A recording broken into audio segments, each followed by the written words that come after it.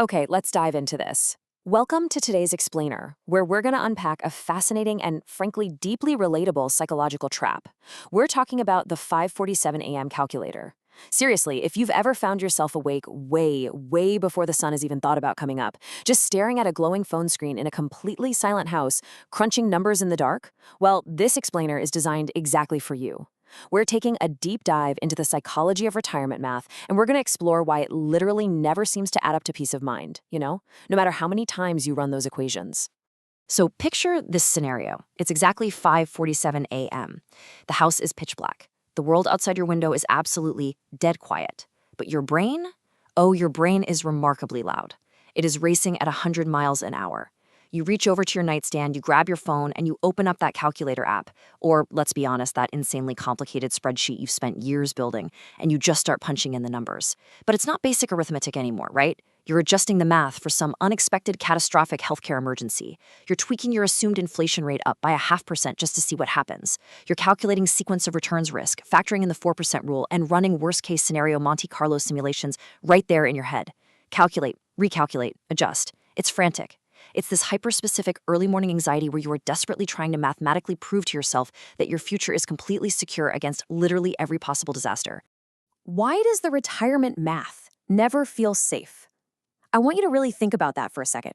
Math is supposed to be the one thing in the entire universe that is entirely objective, right? 2 plus 2 is 4. It's supposed to be comforting in its absolute certainty. And yet here it is, acting as the primary source of terror. No matter how many times you run those exact same numbers at 6 in the morning, the equation never ever seems to result in actual lasting comfort. We're looking at a massive disconnect here. There is this profound gap between the objective reality of the math glowing on your screen and the subjective, heavy anxiety just sitting there in your head. Let's get right into section 1, the 5:47 a.m. calculator. Now, you might logically think that this kind of financial anxiety belongs exclusively to people who are genuinely struggling to make ends meet. But the source material reveals something completely counterintuitive. This phenomenon doesn't target folks with empty bank accounts. No, it primarily targets a very specific demographic, Generation Xers who are actually already financially stable. That's right, we aren't talking about individuals lacking funds, we're talking about people who, on paper, have clearly saved enough. Yet, they're the ones wide awake before dawn. Why is that? Well, consider the unique financial trauma this specific generation has weathered. Gen X is often referred to as the sandwich generation, carrying the immense financial burden of taking care of aging parents while simultaneously raising their own kids. Plus, their prime earning years have been punctuated by severe economic volatility.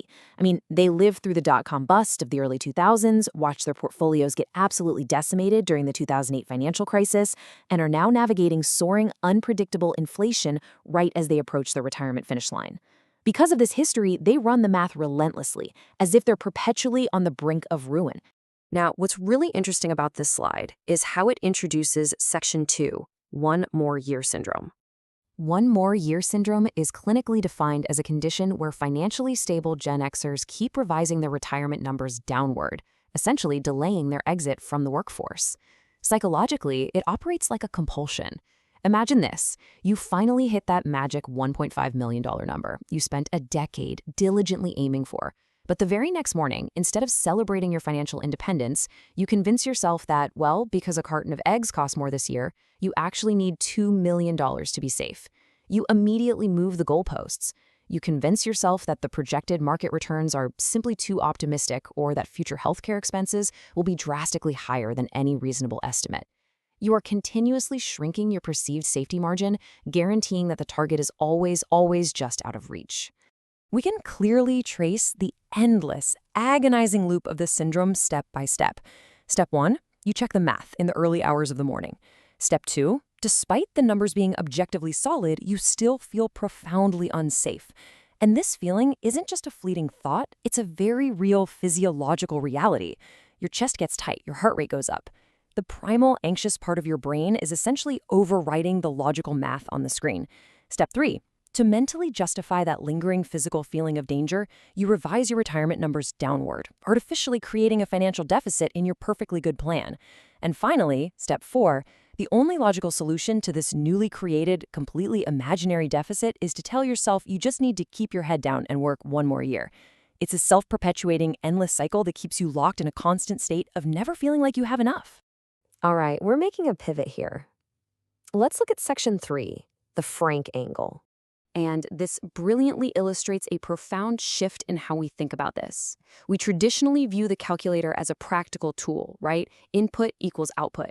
It's a device used simply to solve objective mathematical problems. But the source material introduces an incredibly powerful psychological metaphor, the calculator as a rosary. When you are awake at 5:47 a.m., you are no longer using that app as a practical tool. You are desperately, rhythmically punching those buttons as an emotional, almost spiritual act.